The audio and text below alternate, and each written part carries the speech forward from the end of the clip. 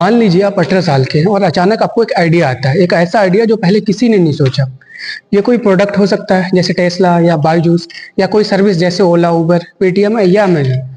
आपको लगता है कि अगर ये आइडिया लागू की जाए तो ये एक बड़ी समस्या हल कर सकता है और इससे आपको भी फायदा होगा, क्योंकि ये आपका आइडिया है और आप इसके फाउंडर कहलाएंगे।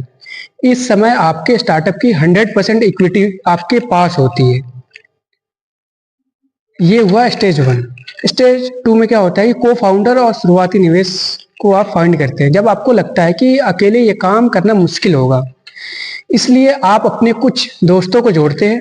उनमें से एक दोस्त इस आइडिया को पसंद करता है और आपके साथ जुड़ने के लिए तैयार हो जाता है। जब आप दोनों को अब आप दोनों को फाउंडर्स कहलाते हैं।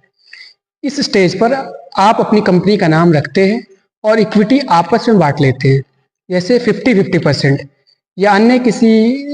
आप बहुत सावधानी से खर्च करते हैं ना, तो कोई किराए की जगह लेते हैं, ना किसी कर्मचारी को रखते हैं। इस स्टेज पे लगभग 98% स्टार्टअप्स फेल हो जाते हैं। इसका कारण क्या है, इस पर एक अलग वीडियो बनाऊंगा। स्टेज 3 क्या होता है, फैमिली, फ्रेंड्स और बूस्ट स्ट्रैपिंग से फंडिंग। जब आपका स्टार्टअप थोड़ा आगे बढ़ रहा है, आपकी फंडिंग की जरूरत है ताकि आप तेजी से ग्रोथ कर सकें। इस स्टेज पर बैंक से लोन मिलना बहुत मुश्किल होता है। यदि किसी एनबीएफसी यानी कि नॉन बैंकिंग फाइनेंस कंपनी से लोन लेते हैं तो आपको कुछ गिरवी रखना पड़ेगा और ब्याज भी देना होगा। तो आप अपने दोस्तों, रिश्तेदारों और फैमिली मेंबर से बात करते हैं। मान लीजिए आपने एक अंकल ने 1 लाख रुपए इन्वेस्ट किए और इसके बदले 5% शेयर लिए। इसका मतलब हुआ कि आपकी कंपनी को वैल्यू अब 20 लाख रुपए हो गई है। 1 लाख डिवाइडेड बाई 5% यानी 20 लाख। अब आपके पास फंड है, लेकिन आपकी हिस्सेदारी घटकर 47.5% रह गई, क्योंकि 5% अंकल को मिल गए। अब आता है स्टेज 4, जिसमें एंजल इन्वेस्टर्स से फंडिंग हम लेने की सोचते हैं। जब आपका स्टार्टअप आगे बढ़ चुका है, आपको एक को वर्किंग स्पेस, कर्मचारी, वेबसाइट, ऐप और मार्केटिंग के लिए पैसे चाहिए। यहीं पर एंजल इन्वेस्टर की एंट्री होती है। वे बिजनेसमैन होते हैं जो अपने निजी पैसे से स्टार्टअप्स में निवेश करते हैं। मान लीजिए एक एंजल इन्वेस्टर 20 लाख रुपए निवेश करता है और उसके बदले 16.7% शेयर लेता है। इसका मतलब हुआ कि जब आपकी कंपनी की वैल्यूएशन 1.2 करोड़ रुपए होगी, तो 20 lakh divided by 16.7% equal to 1.2 CR। Uncle के 5% शेयर की वैल्यू भी बढ़कर 6 लाख हो जाएगी। पहले 1 लाख थे, अंकल के 5% शेयर की वैल्यू भी बढ़कर 6 लाख हो गई। पहले कितनी थी, 1 लाख। जब आपकी हिस्सेदारी और कम होकर 37.5% रह गई है, लेकिन ध्यान दें, आपके शेयर भले ही कम हुए लेकिन उनकी वैल्यू बढ़ गई है। ये हुआ स्टेज 4। अब आते हैं स्टेज 5 पे। स्टेज 5 में क्या है कि वेंचर कैपिटल्स से हम फंडिंग लेते हैं। जब आपका स्टार्टअप बहुत तेजी से बढ़ रहा है, आपको करोड़ों रुपए की फंडिंग चाहिए। यही वो स्टेज है जहां वेंचर कैपिटल्स आते हैं।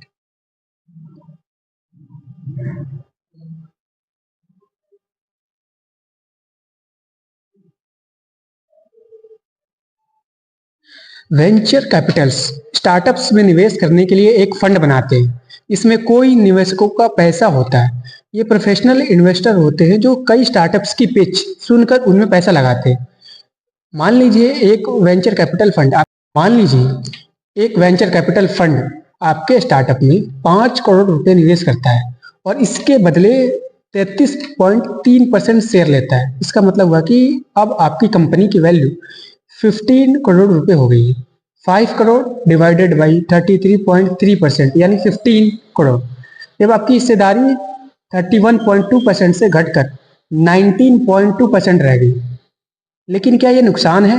नहीं, क्योंकि पहले आपकी हिस्सेदारी 37.5% थी और आपकी कंपनी की वैल्यू जो थी 1.2 करोड़ थी, यानी आपकी हिस्सेदारी की वैल्यू 45 लाख थी।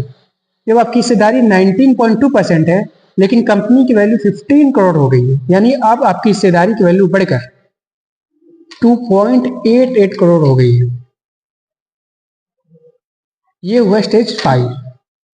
इसके बाद आता है स्टेज 6, जिसको हम बोलते हैं IPO, यानी कि इनिशियल स्टेज 6 में आता है आईपीओ, यानी कि इनिशियल पब्लिक ऑफरिंग, कंपनी को पब्लिक करना। जब आपका स्टार्टअप इतना बड़ा हो चुका है कि आप इसे स्टॉक मार्केट में लाना चाहते हैं, इस प्रोसीजर को आईपीओ कहते हैं। आईपीओ के जरिए आप अपनी कंपनी के शेयर आम जनता को ऑफर किए जाते हैं। कंपनी को बड़े पैमाने पर कैपिटल मिलता है, आपकी हिस्सेदारी और भी ज्यादा बढ़ जाती है।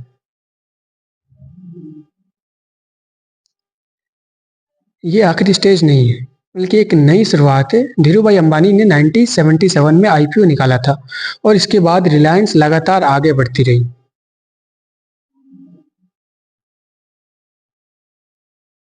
इसे कंक्लूजन ये निकलता है कि स्टार्टअप शुरू करने से पहले समझे कि शुरुआत में 98% स्टार्टअप फेल हो जाते हैं।